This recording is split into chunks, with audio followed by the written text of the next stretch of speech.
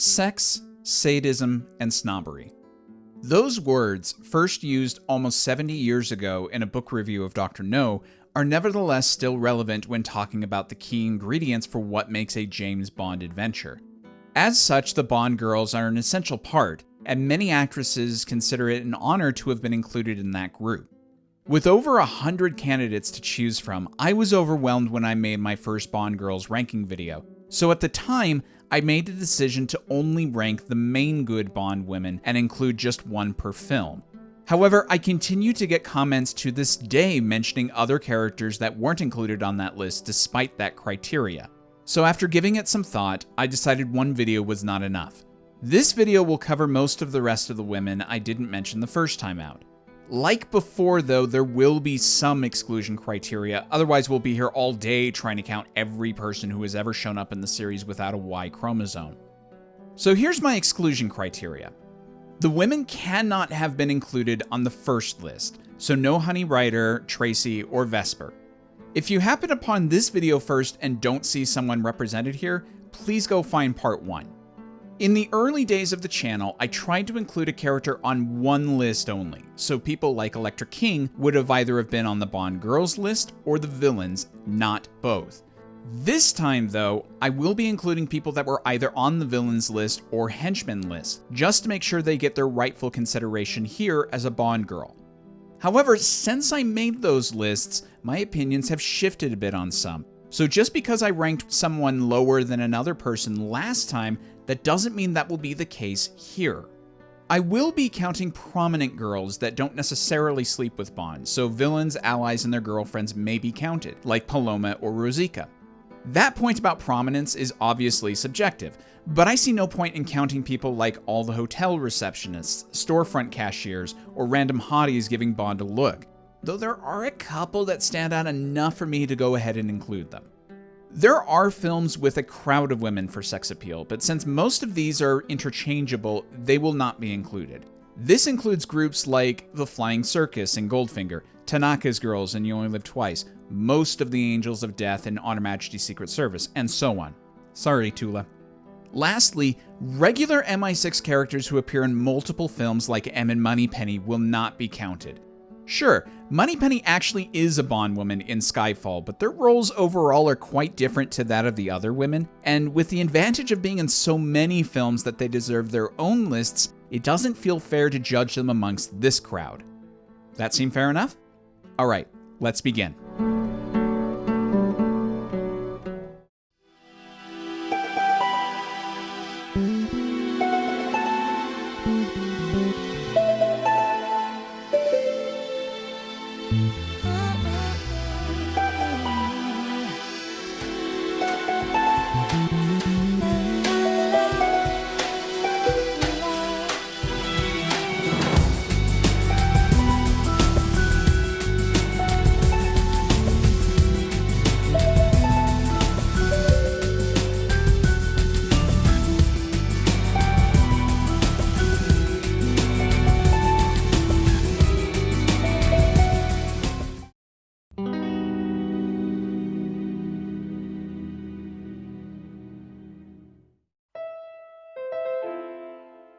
Bond films often like to show women in Bond's bed or hanging off his arm, just to emphasize his sex appeal. Some of them may even get a line or two, but it's clear the women are there for eye candy. The films always make a point of including random hotties in order to make the fantasy of Bond's life more appealing, so they are necessary in a way. And they do their job quite well, so the rest of this entry will play out as a montage as I go through the women that I think belong on this list, but whom I don't have anything to say about. Feel free to make arguments to the contrary, and yes, they will be ranked.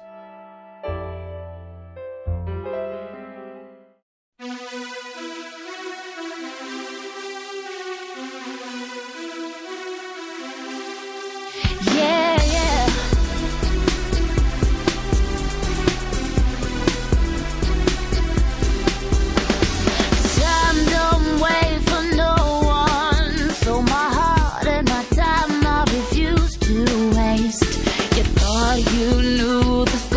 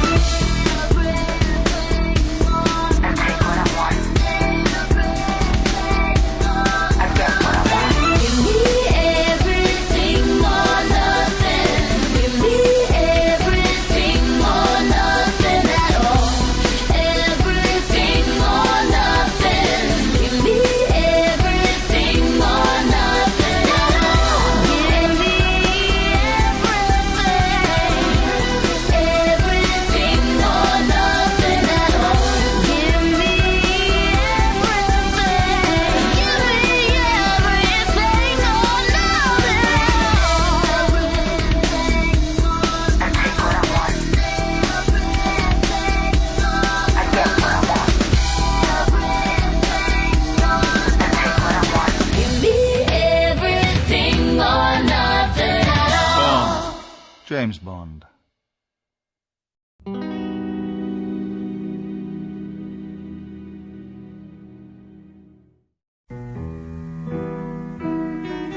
Nicole from Never Say Never Again is just Paula Kaplan done over again, but less memorable.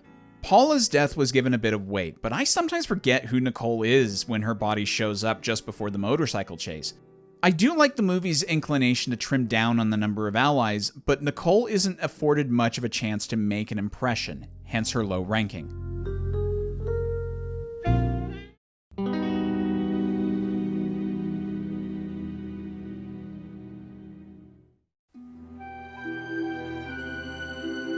In my opinion, the Roger Moore films sidelined the character of Moneypenny too much, to the point where I could have seen them just writing her out of the series, and Octopussy went the furthest with this. We are introduced to Miss Penelope Smallbone, played by Michaela Clavel, and it seems like we were supposed to see her again moving forward. I think the idea would have been to play the friendly banter scenes with a twist, making Bond be pulled between the youthful assistant and the older stalwart until Lois Maxwell left, which I think would have been a big mistake. Given that audiences didn't respond to her, I'm glad the idea was dropped. Here's your odd trivia for the day. There was a model named Perry Small that was used during the title sequence of one of the previous Bond films. Most sources say Spy Who Loved Me. And she revealed to Cubby that her real name was Penelope Smallbone. So there, that's where the name seems to have come from.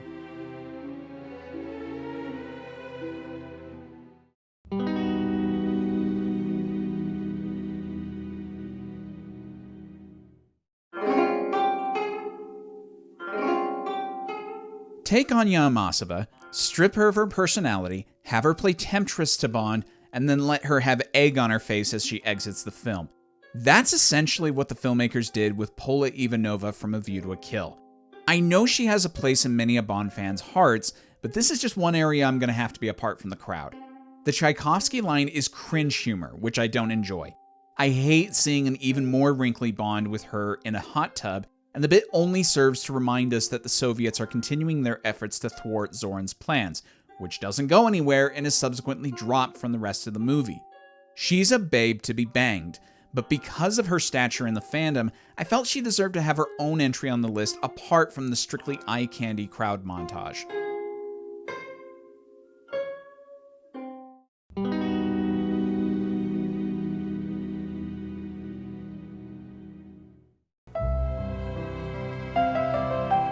Let's try to be fair here. BB Doll from For Your Eyes Only is supposed to be an annoying minor, and I like the idea of Bond not being interested in someone for once. It's really funny to me seeing Roger play this reaction. However, Lynn Holly Johnson is only a year younger than Carol Bouquet, and it's not as if Roger's Bond has ever considered the age difference between him and a woman before going to bed with them. I imagine this would have played better if the actress was still clearly a teenager. Even still, BB's annoyance gets grating from time to time, and I don't think she adds anything substantial. She's an example of this film holding over elements that would have fit in just fine with a movie like Moonraker, and I wish the filmmakers had enough confidence to leave those out.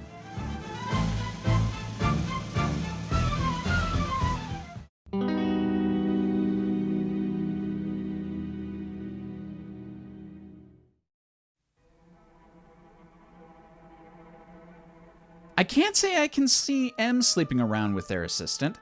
The closest equivalent General Gogol has to Moneypenny, Rubelvich shows up in 3 films: Spy, Eyes, and Octopussy.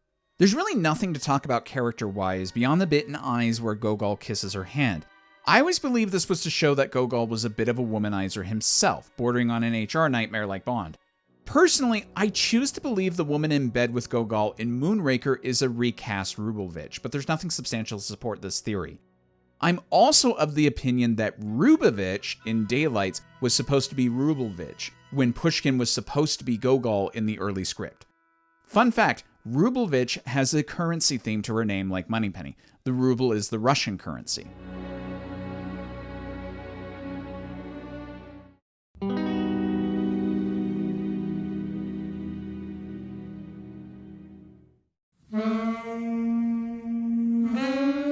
Casino Royale 1967 was the hardest film to pick through for candidates on this list, as there are so many women in that film that could have counted as individual picks. So I decided to limit myself to just 5, given the staggering amount that was on this list already. Miss Goodthighs is my least favorite of those that merits an individual entry, and part of that is because she comes in and out of the film with so little fanfare. In fact, she's only here for about 2 minutes, and her departure is explained away in one line by Vesper. But I chose to include her here because her name conforms to the type of silliness I want in a Bond spoof, not unlike the female names in Austin Powers, and she's a play on the women who come into the films just to seduce and kill Bond. I do find her amusing, but ultimately pointless, as there's not even a decent payoff for her bit.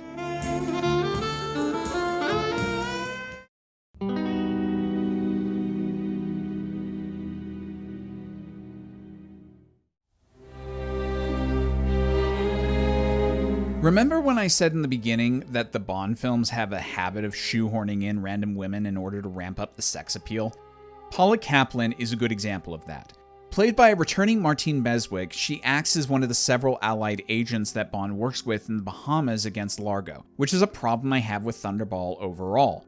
There's an overabundance of allied agents and henchmen that are pretty much interchangeable, and Paula's only notable feature is being a woman who dies by suicide in interrogation. I do like that she ultimately goes out on her own terms, but she leaves little impact on the adventure, be it while she is living or after she dies, so I can't reasonably put her too high.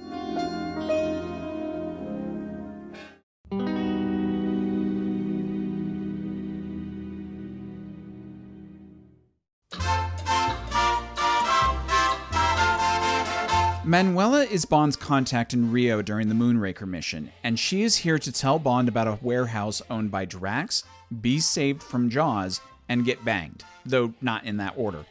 She's purely for function in the story, and a clear example of taking advantage of the local flavor of women when on location, even if the actress was Dutch. Can't say I like or dislike her much, though given how Moonraker loves to go through the motions, she might be more of a victim of steadfast routine happenings than being outright bad.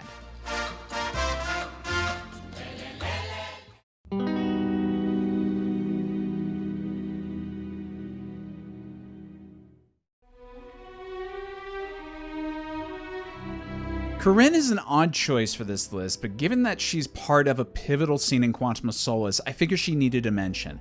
Plus, she's played by Stana Katic, so I can't overlook her.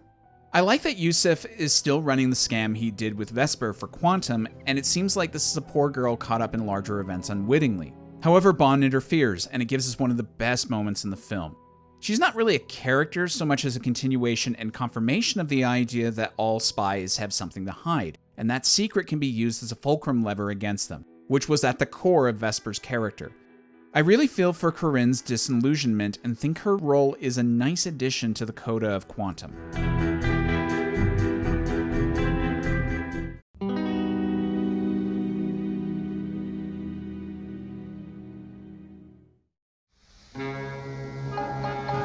The photographer is the first legitimate evidence we see that Bond has entered the fringes of Dr. No's realm.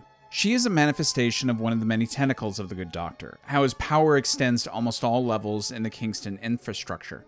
She's also the first of many examples of the series of women that Bond can't just charm over to his side, and I like how early we set that up. Sometimes loyalty out of fear trumps our good sense, and people are willing to surrender to the prevailing winds based on little but the survivor instinct. Not too memorable as a character by herself, but she's important as a representation of a thematic idea.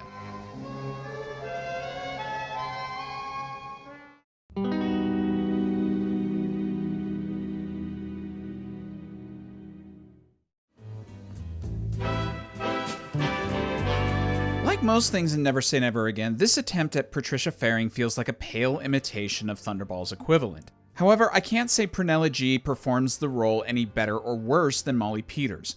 I just personally don't care for her scenes with Connery as much as I did the other film. The chemistry isn't sizzling enough. It's nice to see Bond can still put the moves on women when he's older, but there's not a lot to these scenes for me to put this version of Patricia very high.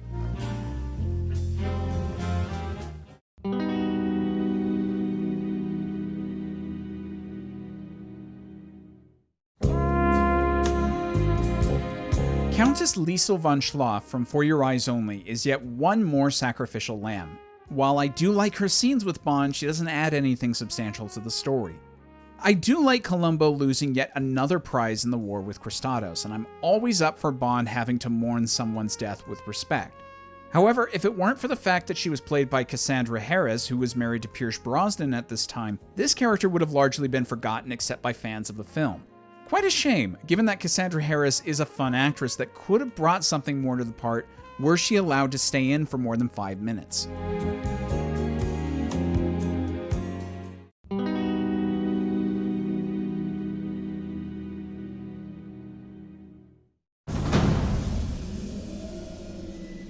In the tradition of past villains' girlfriends, Valenka from 2006's Casino Royale is devoted to her boyfriend beyond logical reasoning and also actively takes part in evil acts, like torturing our heroes or poisoning Bond.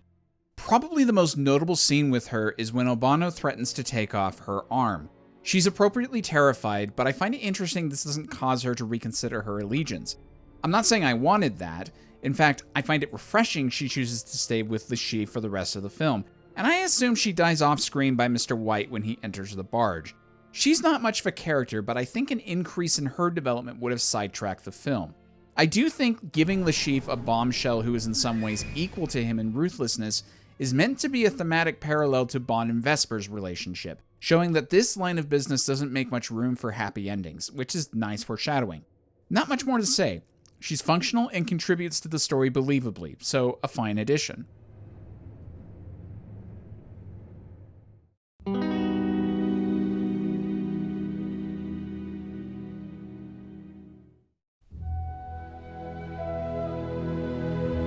As we've been moving through this list, you will have already seen some of the cut-and-paste archetypes repeated for the secondary Bond girls. One of them is the health official that Bond essentially sexually blackmails to his advantage. Given that Bond straddles the line between hero and anti-hero, this is not out of character for him, and it's part of the wish fulfillment of this series. Dr. Molly Warmflash, played by Serena Scott Thomas, who is sister to the more famous Dame Kristen Scott Thomas, is one of the least of these, but that's not to say she isn't a fun, brief part. She's allowed to share in the film's exposition about Renard's immunity to pain, which is a sensible move on the writer's part. I wouldn't have minded for her to have been a recurring character in later films, but alas, the series is rebooted 2 films later, so c'est la vie.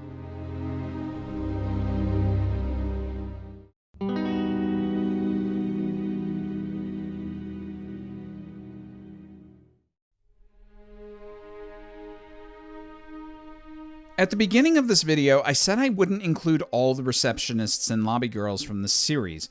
I could have just decided not to include any of them. But Catherine, the Ocean Club receptionist from 2006's Casino Royale, was the major argument against that choice.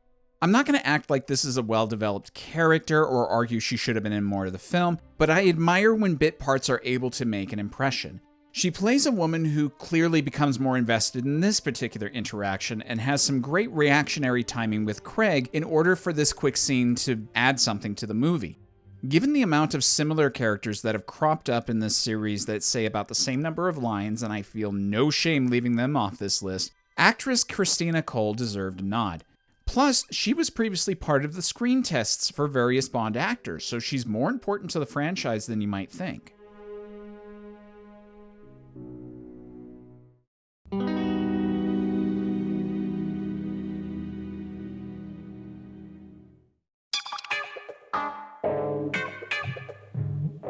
M has only herself to blame for sending in a young, hot woman to evaluate Bond.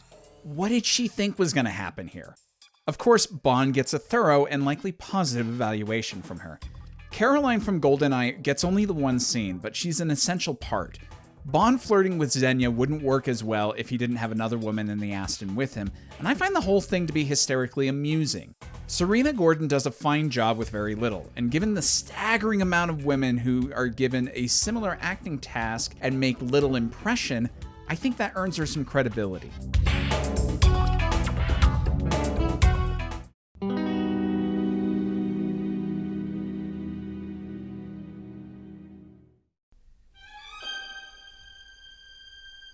A hit girl that's relegated to the pre-titles, Cigar Girl is fairly memorable. Perhaps it's because I could have easily seen this part played by a nondescript henchman, but sometimes switching the gender to female is all you need for a Bond film to be cured of a creative paralysis. Had this part been played by a man, I doubt anyone would cite him in their discussions of the movie at large. But Cigar Girl makes for a striking image, and Maria Grazia Cucinata adds a lot of personality to the brief expressions we see of her, especially during her escape and subsequent death on the hot air balloon. Plus, the well-rounded figures line about her always gets a chuckle from me.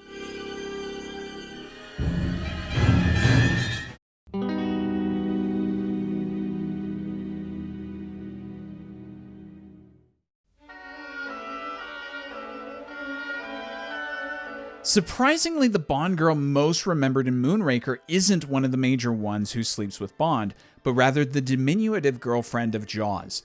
Jaws' love subplot is something I would object to if we were in a more serious film. But given how Jaws was already starting to go over the edge in silliness for this outing, I throw my hands up and say why not when he gets a girlfriend. She doesn't actively drag down the film, and I like how she provides Jaws with a more personal reason to turn on Drax later. And their more simplistic relationship is weirdly sweet in a way. Still, the biggest crime committed by this character, or rather the filmmakers, is not having braces. That joke writes itself, and because of the unintended Mandela effect this created, we fans have been subjected to yet another pointless debate.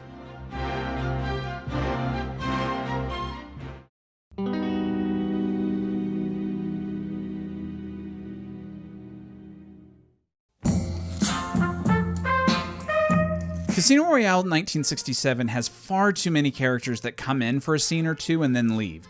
Dahlia Lave is a fun presence as the detainer, and unlike some, actually does make me chuckle in a few bits, particularly her bailing on the main group just as the climax is about to start. I also love her scene with Woody Allen when she's tied up, and how she decides to play him as a fool. It's people like her that make watching CR67 far more tolerable than it would be otherwise.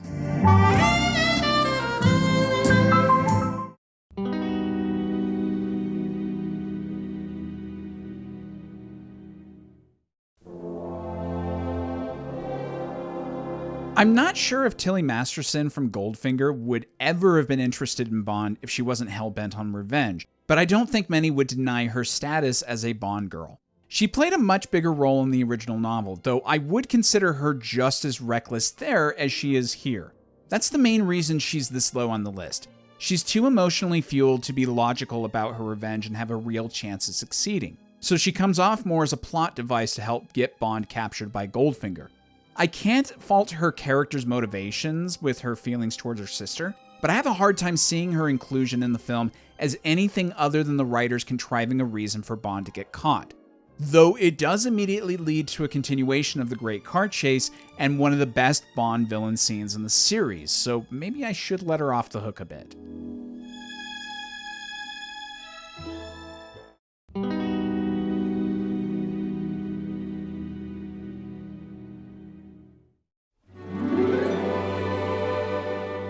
Rosie Carver from Live and Let Die is an example of an allied agent in the pocket of the villain, which is actually a first for the series. Surprising given how that's a major trope of spy films.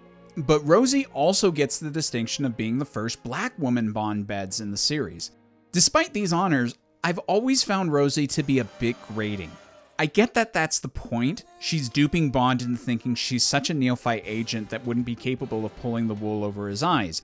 And I guess it works, given that he needs a mysterious tarot card to clue him in. But I never found Rosie to be that entertaining. And I think part of that is that she dies almost immediately after being revealed to the audience as a bad guy. So I never get the sense of the true persona underneath the mask. I think she's yet another example of a woman who was shoehorned into the film to add sex appeal. Although unlike a lot of the others, she had the potential to be a competitor to Bond, much like Fiona Volpe or Xenia Onatopp, if she was in the film longer.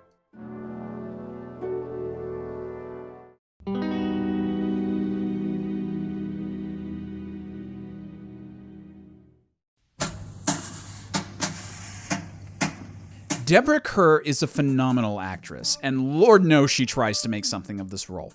Agent Mimi, or Fiona, in Casino Royale 1967 is a more age-appropriate woman for Sir James who fawns over him, and when she can't get what she wants, she leaves to join a convent. Because I guess the next best option to sleeping with James is being married to Jesus. That's a pretty funny idea, and I love her reappearance later, but so much of CR67 is dull. And there's only so much of Sir James being celibate and women tripping over themselves to get into his bed that I find funny. I can't blame Kerr for this, but John Huston's section of the film where she mainly features is such an unfunny mess that restricts most of her energy to being on the screen. So despite her best efforts, I can't even be remotely interested in staying engaged with the film's plot when she is featured.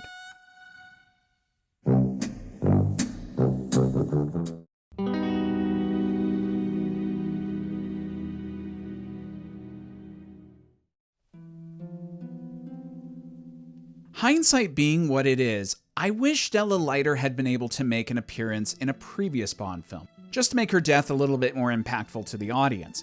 But since these films were always made one at a time, and any continuity during the first 20 films was often more of an afterthought than a deliberate preset move, License to Kill has to set up Felix's new wife, get the audience to like her, and then kill her before the 20-minute mark. It's an unfair burden to be sure, and I think the good-natured teasing between her and Bond is always a little awkward. But this was a thankless role that someone had to fulfill, and Priscilla Barnes does the best she can, so I've got to give her props. I do buy Bond's loss in the moment and how it serves as part of his motivation for the film. It's not just the maiming of Felix that drives him after Sanchez, it's the loss of a personal friend in Della, and I think that's important even if it's easy to forget that fact.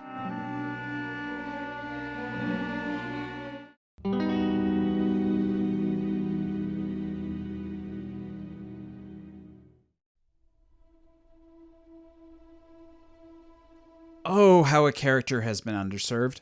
To me, not allowing Donna Lucia Sciarra to be a bigger part of Spectre is one of the more notable missed opportunities of the Craig era. Given how most of us were not satisfied with the film's reimagining of Blofeld, and how long Monica Bellucci had been in the running to play a Bond girl, it's easy to imagine how she could have been incorporated into more of the story. At one point during the script writing stage, there was to have been a female Blofeld, and I imagine Lucia may have been revealed as that character, which would have been a neat twist. Moving on from that, Lucia is almost a nothing character, solely there to help Bond figure out the next piece of the puzzle and have sex with him. Thankfully, she isn't revealed later on to have been killed, so it's nice to move on from that formula. However, much like Severine in Skyfall, Lucia played a big part of the film's marketing, so it was disappointing for her to part ways with us within 5 minutes.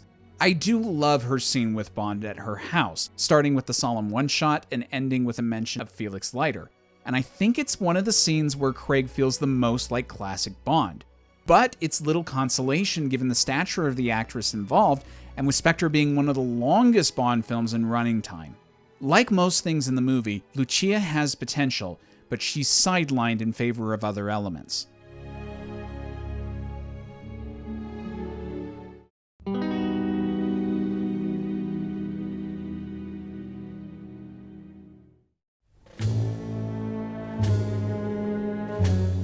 James Bond incognito being stuck on a mountaintop full of beautiful young women is a recipe for fun, and the charming Ruby from On Her Majesty's Secret Service makes an impression. It's clear she's just horny for a man to come around, and she's delighted that such a handsome and seemingly nervous one has appeared. Bond knows what he's doing though by putting on that persona, and in true 007 fashion pumps her for information, and she provides him with vital clues to Blofeld's true plan. I doubt she would really want a lasting future with Bond in a relationship, so I think she'd be fine just knowing that he's as in it for the thrills as she is.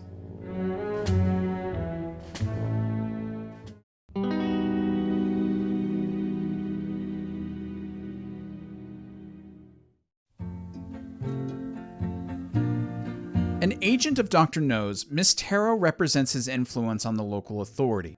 She's the one feeding him information on Government House and Bond's investigation. I do like her chemistry with Connery, and her scene with him at her house is one of the sexiest in the series. Not sure what else to add. She's in the film the perfect amount, and she complements the other villains well. Underneath the mango tree, me honey.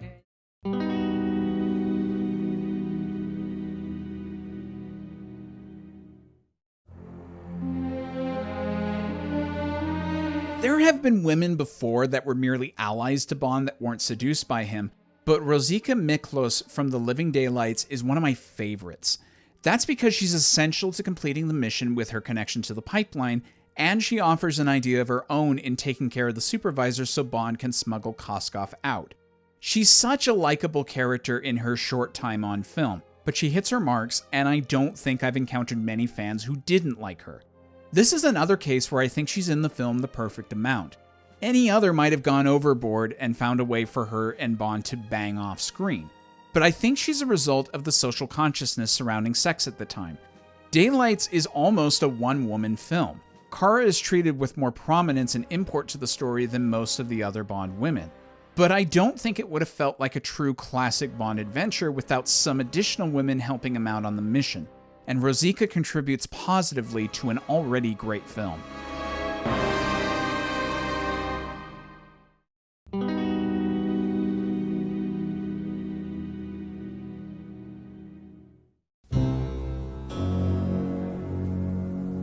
Patricia Faring's liaison with Bond is one of my favorite parts of Thunderball and adds to the overall fantasy of the film. Molly Peters and Sean Connery look like they're having fun the whole time, and I totally buy Bond would shag his way into a clean bill of health, which happens more often than you might expect. Is she ultimately necessary? No. Should I be more frustrated at this blatant attempt to sex up the picture at the expense of story and character? Perhaps.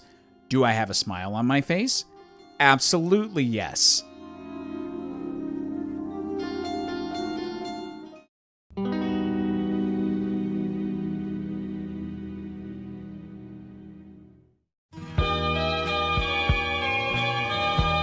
Naomi. Played by the lovely Caroline Munro, a scream queen of the 70s and one of the many actors and actresses in the series that has appeared in multiple roles. Naomi from The Spy Who Loved Me is a handsome craft. Her part in the film, while short, is memorable, mostly for Anya's jealousy and for the awesome car chase. Specifically, her wink to Bond is one of my favorite moments in the film. I so wish she had more of a presence in the story, as she carries herself with such a confident and sly air that could have added an interesting wrinkle to the build-up. Alas, we already have a fantastic henchman in Jaws, and it is satisfying to see her die by Bond's hand via a rocket. Lastly, she was dubbed by Barbara Jefford, which I find perplexing given that her actual voice sounds fine to me. One who I think should have been around a bit longer.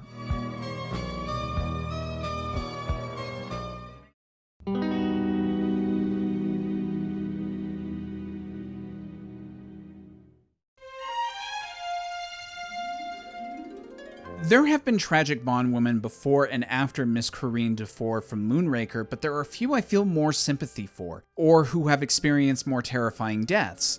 Corinne was simply a humble pilot of the Drax Corporation, but was charmed enough by Bond to keep quiet about his break-in, and for that act, she was sentenced to die by being ripped apart by Drax's dogs. The scene itself has a fantastic John Barry cue, and is a great example of building suspense. Given that she was a relatively innocent soul who I enjoyed watching with Bond, she's one of my top picks for having sympathy. This was also the last major role to be dubbed by longtime veteran Nikki Vandersell, so she marks the end of an era.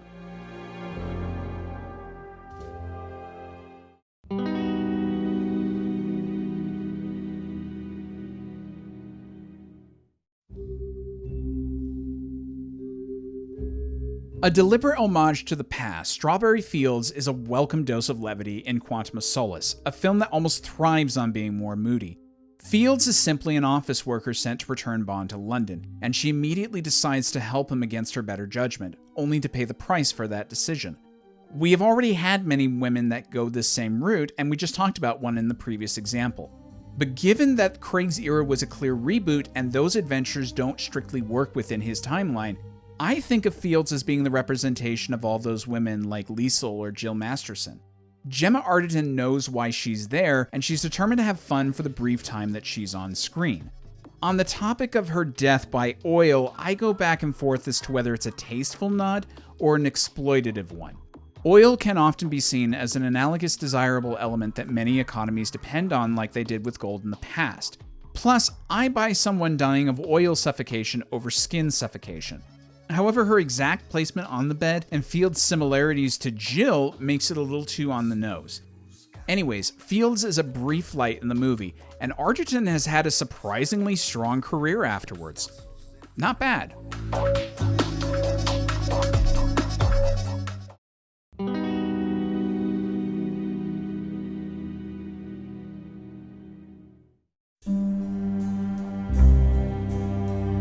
Diamonds Are Forever is a film that most of the public seems to remember with some fondness, which I find odd given that the fandom doesn't seem to think that highly of it. However, Bambi and Thumper do come up in discussions of the film's best parts. I find their fight to be a little lacking, particularly the way Bond subdues them, but I love the pair of women overwhelming Bond physically, and until that last bit, I'm enjoying their presence. I personally never considered them as shining parts of the film, but given how dull diamonds can be to people, when there is something fun, I suppose that's something to be commended.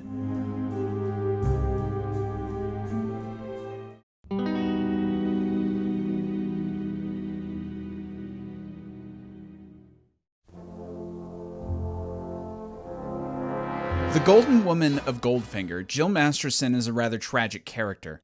The first in the series of the so-called sacrificial lamb Bond girl, she is someone who gets caught in the crossfire between Bond and Goldfinger, and he doesn't take her death lightly. I buy Bond's reaction in M's office because Shirley Eaton makes a likable character in the short amount of time she has on screen. While it is actually Margaret Nolan who plays the Golden Girl in the credits, most of us associate that striking image with Shirley, and it's one of the most iconic images of pop culture, let alone the franchise. When you show a woman covered in gold, just about everybody thinks of Bond, and I don't think the image alone would have stayed if not for Eaton's performance. By the way, I know that skin suffocation isn't a real cause of death, which hinders the moment in hindsight, but it does make a statement, and I love it for that.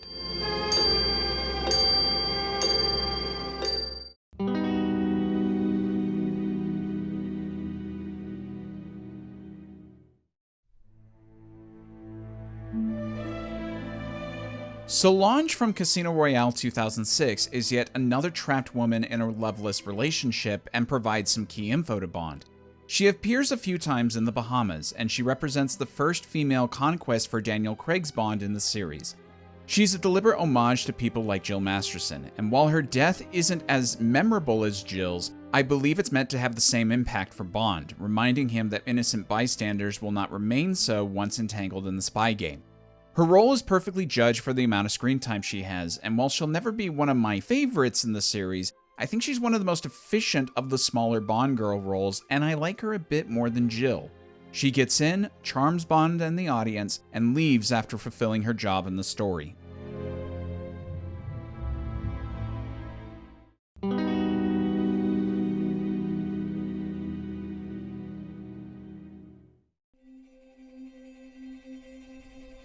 Like Fields, Severine is a callback to the Bond woman of old, though a slightly different type.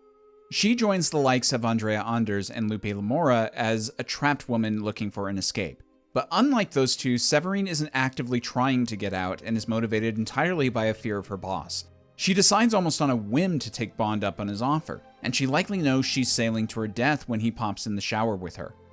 I'll admit, the backstory about her being a sex worker as a child makes this scene a bit awkward, but I also think it's silly to begrudge her for her choice to sleep with Bond. She clearly has a thing for him and is a consenting adult, so I think most of us made a bigger issue out of that scene than we should have. She's a rather forlorn character, but like in so many other films, we aren't allowed to let the ideas and themes inherent in her character flourish because we've got other things to focus on in the film. Also, given that Skyfall is largely absent of a main Bond woman and the other major young female is Moneypenny, many consider Severine the main Bond girl of the film. And given how much her character was advertised in the lead-up, I don't think that's an unreasonable assessment.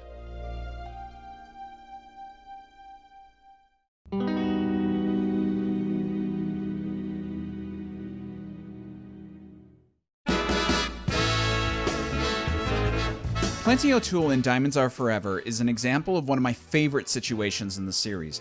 She has less time than most supporting Bond women, and yet she's one of the first to come to mind. I believe it's because the joke about her name really is that funny, and Lana Wood brings such likability to the party girl image that you can't help but wish she had more to do in the film. She isn't this high on the list so much for the strength of her character, as much as the strength of the smile that comes across my face when I think of her. I do feel something for her death, though I wish the scenes explaining it hadn't been cut, or at the very least, had been retooled to work better within the final film.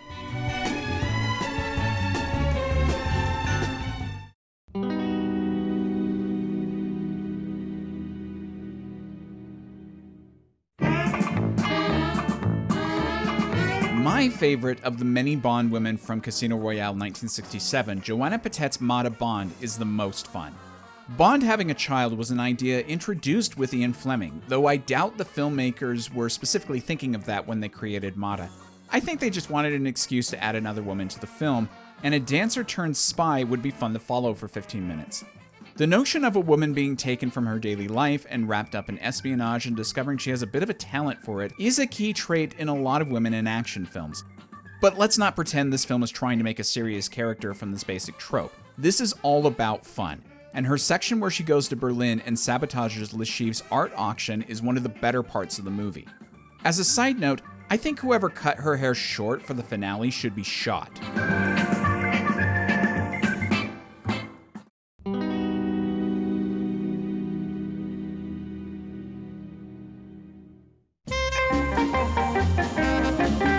Sylvia Trench is rather an iconic character in the series. Not so much because of her specifically, but because she set up Bond to say his introductory line for the first time, which is perhaps the coolest introduction any actor has had to the role. But I like Eunice Gayson in this part.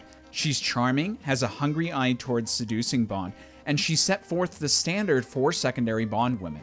Plus, she's one of the few women to appear twice in the series that isn't one of the MI6 regulars, so that's gotta count for something. I can understand why the filmmakers dubbed her voice, though I personally also like her original just fine. As a side note, director Terrence Young planned for her to be a recurring character, setting up a running joke that Bond would always be called away on a mission before anything serious could develop. I imagine this was part of the Terrence Young mentality of making these films. Treat the adventure lightly, but take the danger seriously. This is a gag that could have been run into the ground, so I'm glad it stayed in the early films. Sylvia is a fun presence in the series, or at least in the first two films.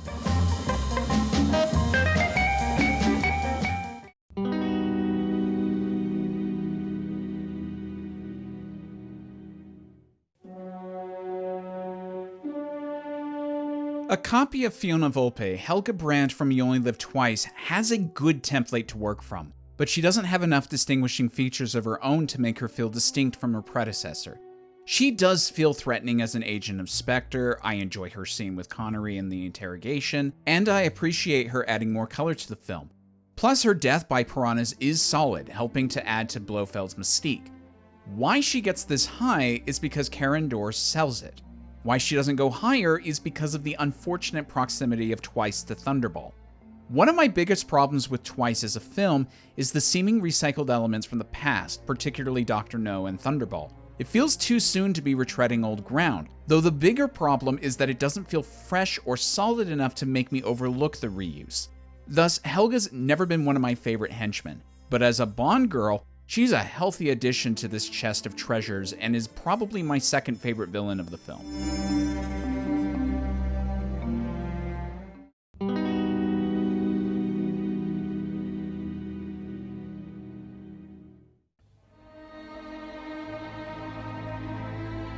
There are two candidates for consideration when determining the main Bond girl of You Only Live Twice, and while I stand by my position of Kissy Suzuki for that spot, I do like Aki more.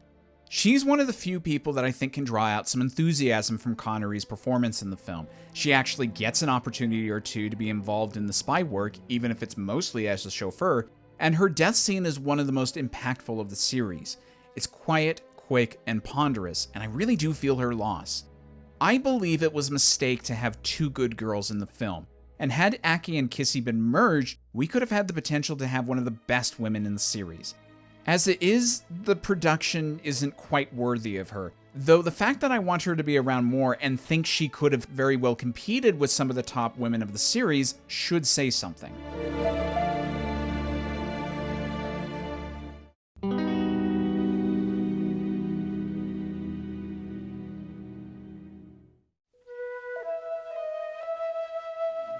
Maud Adams' Andrea Anders in The Man with the Golden Gun is a prime example of the side girl being more interesting and better acted than the main girl. Like Domino Derval before her, she's trapped in a lifeless existence, but unlike Domino, who finds life again in Bond, Anders is so beaten down she thinks being a sex slave to anyone else would be marginally better than to Scaramanga. And I find that interesting when analyzing Scaramanga against Bond, which the film invites us to do. Both men can be consumed to the point of obsession with their job that they can seem cold and heartless. Whereas Bond actually does have a heart beating beneath the suit, Scaramanga does not. He lives only for himself and disposes of anything that doesn't serve his ego or grander plans. Andrea is a sad character, and in a film that doesn't take too many risks, she's a breath of fresh air. My main gripe with her is the same I've had with so many other sacrificial lambs in the series. She's quickly forgotten about by the other characters, and it's like she never made much of an impact. Except she did to me, so I cry justice for Andrea.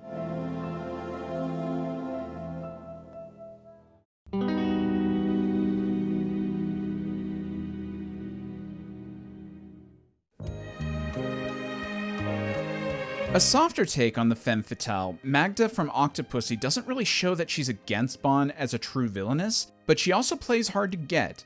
I like this twist. She's not immune to Bond's charms, so it takes a little work to get her into bed. Though that's more because she has her own agenda to retrieve the egg, so she demonstrates some strength of character and forethought that others on the list don't. She continues to crop up periodically, and I like that Octopussy, who's initially presented as more of a villain, has a sidekick much like Kamal has with Gubinda. A lot of Bond films play with the idea that Bond shouldn't trust anybody outside of MI6, and Magda is one that reinforces this idea. She never really aligns with either side and can go either way. She's loyal only to Octopussy, so she remains that wild card throughout the film. A nice addition.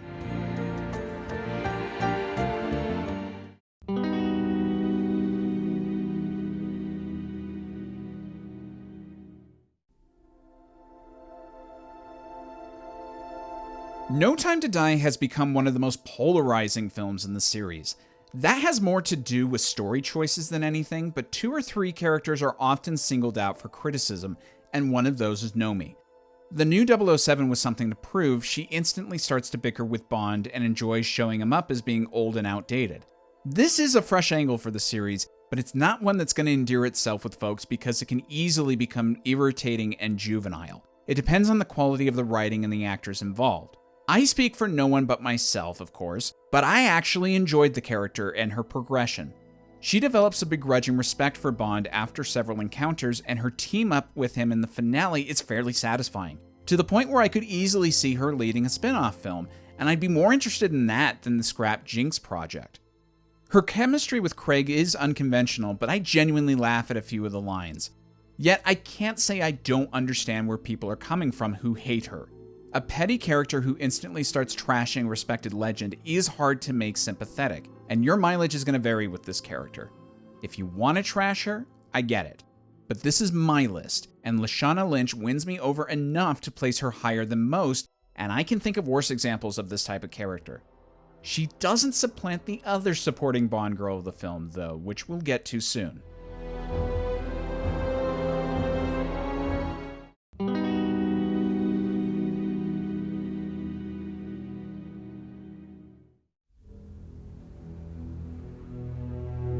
Rosamund Pike's Miranda Frost feels like a less well-integrated variation of Electra King to me, though the film itself doesn't place her as being the center of the villain triad. Her betrayal of MI6, which occurs before the pre-titles, is the catalyst for the whole adventure, and it seems odd to me that her reveal as the turncoat provokes so little aftermath from Bond and MI6. But alas, Dine of the Day is a film that quickly gets bored with itself and likes to shift gears every so often. So Miranda is compromised by the film she's in, but taking a step back and looking at her character and her scenes individually, I find her to be a welcome presence, and she's my favorite villain in the film. For being so young and inexperienced, Pike demonstrates some real talent at playing the cold and calculated double agent that would foreshadow her fantastic turns in Gone Girl, A Private War, and I Care a Lot. A bright spot in a mess of a movie.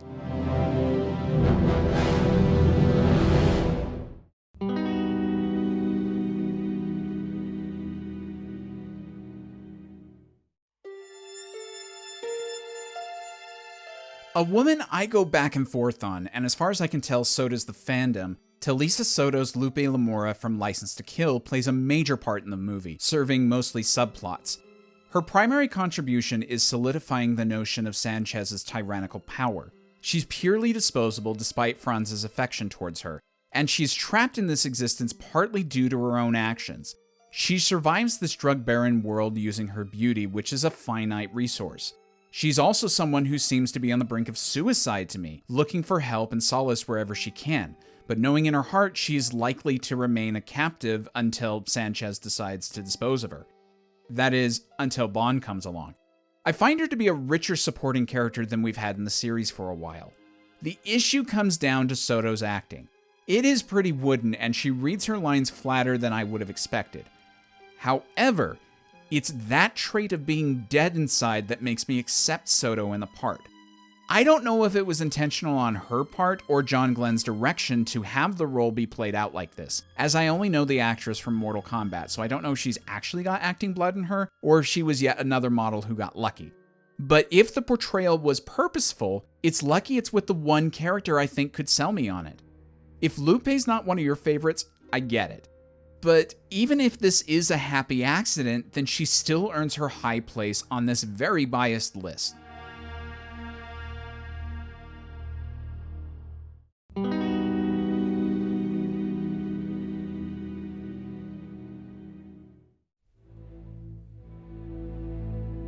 A somewhat wasted character, Paris Carver from Tomorrow Never Dies represents something new for the series.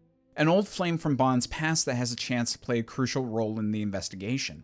Terry Hatcher's chemistry with Pierce is a little less Spitfire than you might expect. She plays it almost more melancholy, like a woman who knows that playing with this fire will eventually end up burning her, especially given Elliot Carver's passionate approach and obsession with his work. Yet she cannot help herself because Bond represents a freer past that allowed her to love someone that had a heart. And Pierce does an admirable job in selling us on the reality of reuniting with a woman who once got too close. My main complaint is that the film almost completely forgets about her after her death, save for a token mention in Saigon. She really should have served as a stronger undercurrent to Bond's emotional journey, but that gets dropped so we can have more lighthearted action. I think I've made it clear in the past that Tomorrow Never Dies is a really fun film, but the spectacle is restraining the movie from soaring so much higher when it comes to its story and characters. So while I like Paris a lot, she can't quite appear as high as my knee-jerk reaction would like to place her, due to the film's partial fumbling of this unique opportunity she presented.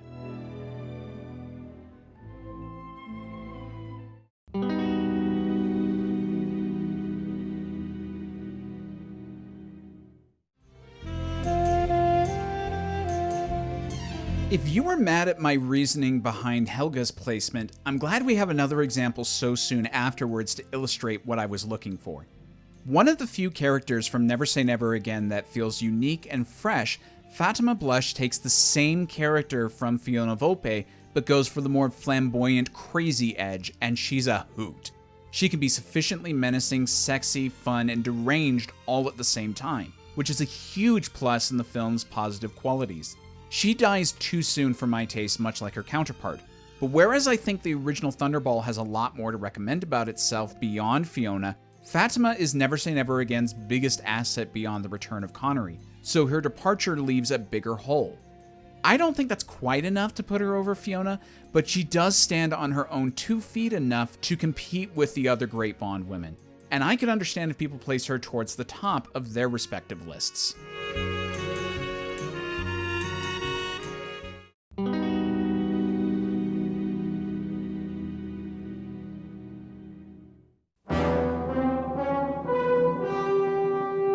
One of the most notable villains of the early Bond films, Rosa Klebb from Rush with Love, stays in people's minds, and for good reason. She's the enforcer of Blofeld's and Kronstein's plans, so much of the movie's plot hangs on her actions. She certainly makes a striking image, a no-nonsense woman who projects an air of strict and exact obedience to the law of Spectre, while deep down she's motivated to a degree by fear of Blofeld. She also uses a shoe as a gadget, complementing Bond's suitcase and Grant's watch in a declaration of danger from banal objects, and it's one of the first villain gadgets that comes to mind for the casual fan. I personally felt like there were other better villains in the series that I had more fun with, hence her relatively low ranking on the villains list. But I can't deny her importance in shaping the public image of a Bond villain. And I know some people are going to argue she's not even a Bond girl or woman, and I typically wouldn't count her either. However, given my broader criteria here, I felt like there was no hard reason she should be left out, so that's why she's here.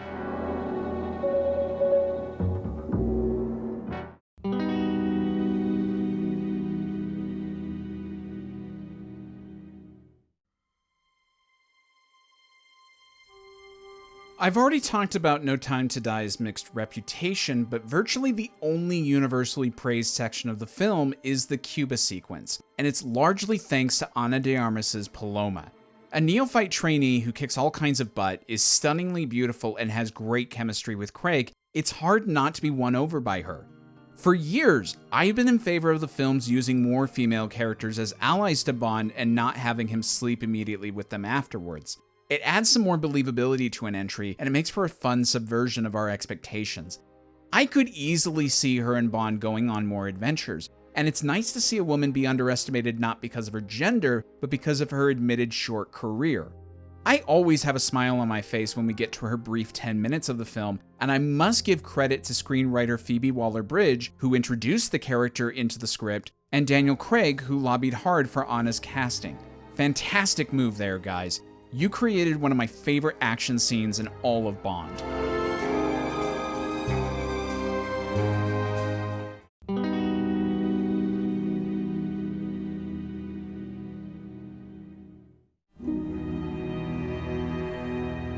The woman responsible for the murder of Tracy, Irma Bunt from Majesties, is a one-hit wonder. She's extremely loyal, surprisingly willing to lead the physical search for Bond after he escapes Piz Gloria, and yet can project a facade of civility and gentility without losing her commanding presence.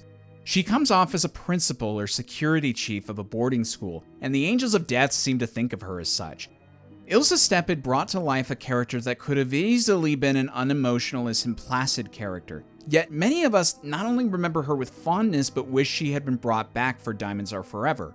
Unfortunately, Steppe passed away only days after the film's release, though this series is no stranger to recasting a prominent role, even in the 60s. My theory is that the filmmakers wanted to virtually ignore Majesties for a while, so Bunt got the short end of the stick here. I'm actually a little surprised there isn't an analogous character to her in the Craig era, but given how Majesties has become more revered in the last few decades, to the point where nostalgia for that specific film is starting to encroach on the stories of current projects, I wouldn't be surprised if she makes a comeback sometime in the next few years.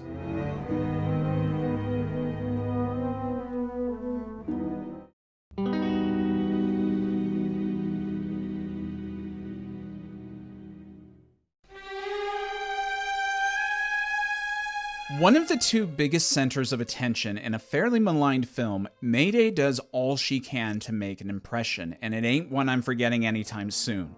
She's closer to the silent menace of Jaws than the loud and proud one of Xenia, but she's actually a character that undergoes a change of heart towards the end. I wouldn't say she ever redeems herself, but her act of suicide just to screw up Zorin's plans is one of my favorite bits of the movie. Plus, the contrast between her fiery exterior and Moore's more gracious gentleman image makes for an indelible picture, to the point where it was a feature on most of the poster art to promote the film. She's not quite as crazy as her boss, but she isn't that far behind, and I consider her to be one of my favorite henchmen of the series. A View to a Kill has never been a genuine favorite or even guilty pleasure of mine, but I do return to it for the villains, and Mayday deserves equal billing with Zorin.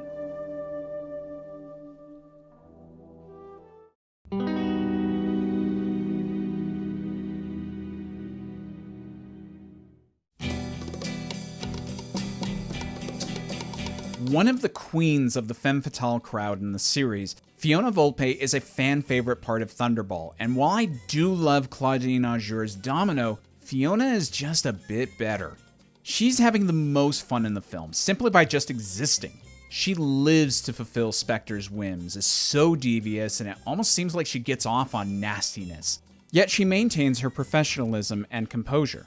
She also serves as the first bit of meta-commentary in the series about how Bond's charms wouldn't be able to reasonably get him out of every situation.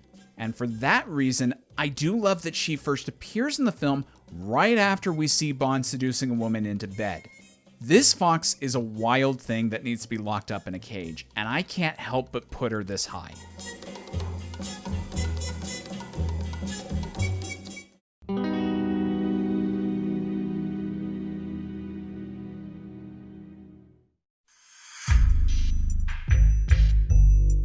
Ever since doing the Henchman video, I'm getting the sense that the supreme goodwill I saw towards Xenia Onatopp across the fandom might be more limited to younger viewers than I thought previously.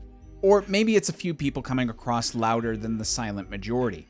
In any event, I stand by my high placement of Xenia there, and of course that would mean she comes up quite high on this list. Xenia is what Fatima was, just more explicit in every aspect. Yet it doesn't come off as tasteless or gratuitous without purpose. I love watching Xenia. She's an essential part of the fun of GoldenEye, and even though the villains lineup of this film would be standout without her, I can't imagine the film with just the three men. For the first truly modern Bond film, I'm glad the producers felt the audience could handle a bit more bite in the series.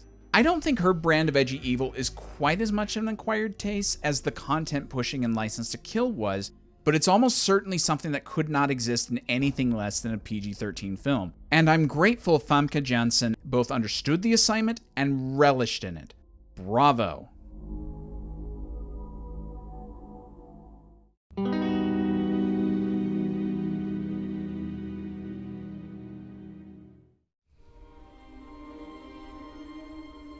Let me set the record straight.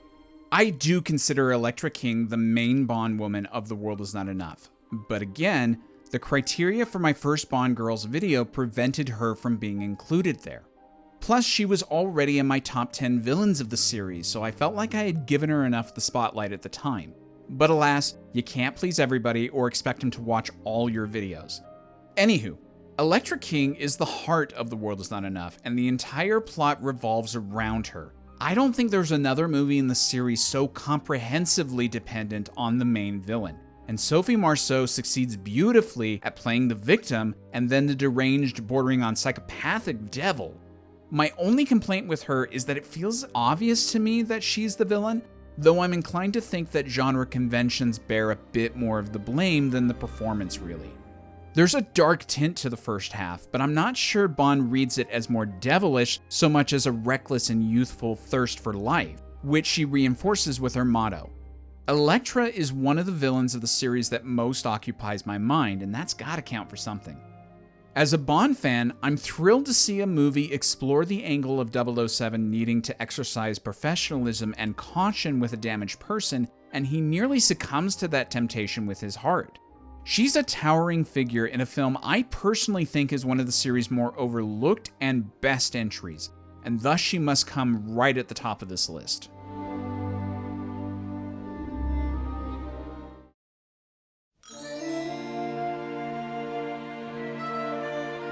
I'm sure a lot of the placements on this list will stir up some drama, and there will no doubt be other characters people will bring up that I missed.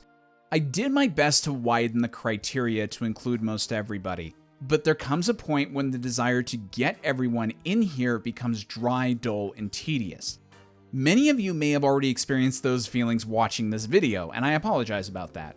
But as time went by and people kept requesting my thoughts about such and such characters, I became convinced that there were enough left over that were equally deserving of being on a list.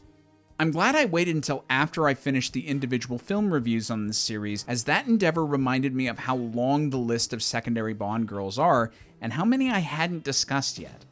As much as I bemoan some of the tropes with these characters, I'm not blind to how these placeholders help to fulfill the needs of these grand adventures, and every so often we get ones that remind us of why we keep coming back to this well of ideas. The Bond girls, large or small, each do their part to help a movie move forward, be it in plotting, character development, or atmosphere, and I can't imagine a Bond film without them. And just because they are secondary to the story, that doesn't mean they are secondary in our minds. As Mariam Dabo says in her documentary, Bond girls are forever.